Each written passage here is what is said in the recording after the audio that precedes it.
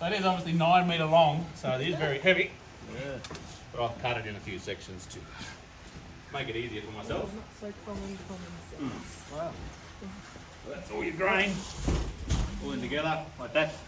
So this is the big, like this root map, like how all them roots combine. And you obviously see the layer of grain there still. Yeah. Yeah. Then your green roots. So.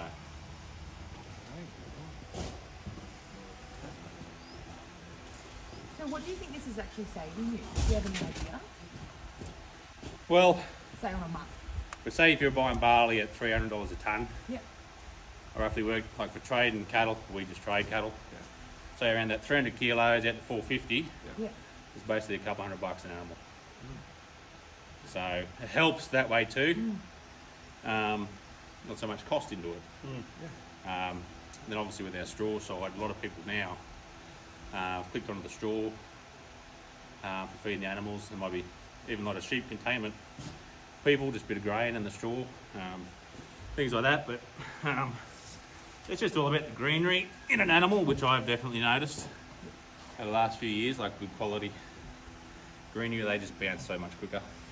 Like we haven't got to the point where they're in the paddocks with dirt and you're fully on this, but you know, as feed gets down or there might be an opportunity or with some cheap cattle, you can expand your numbers.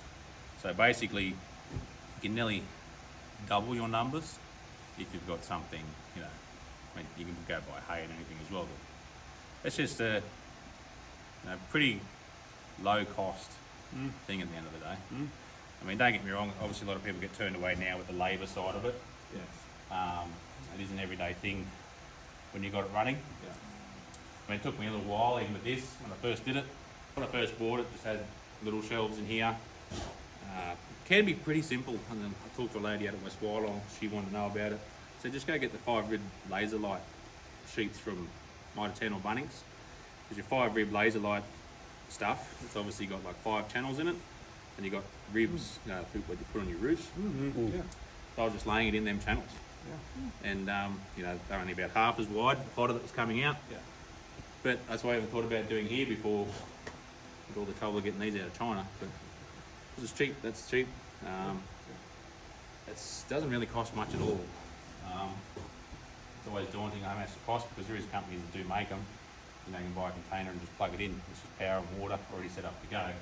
But don't get me wrong, you still run the numbers. You're creating a paddock in a container no matter what.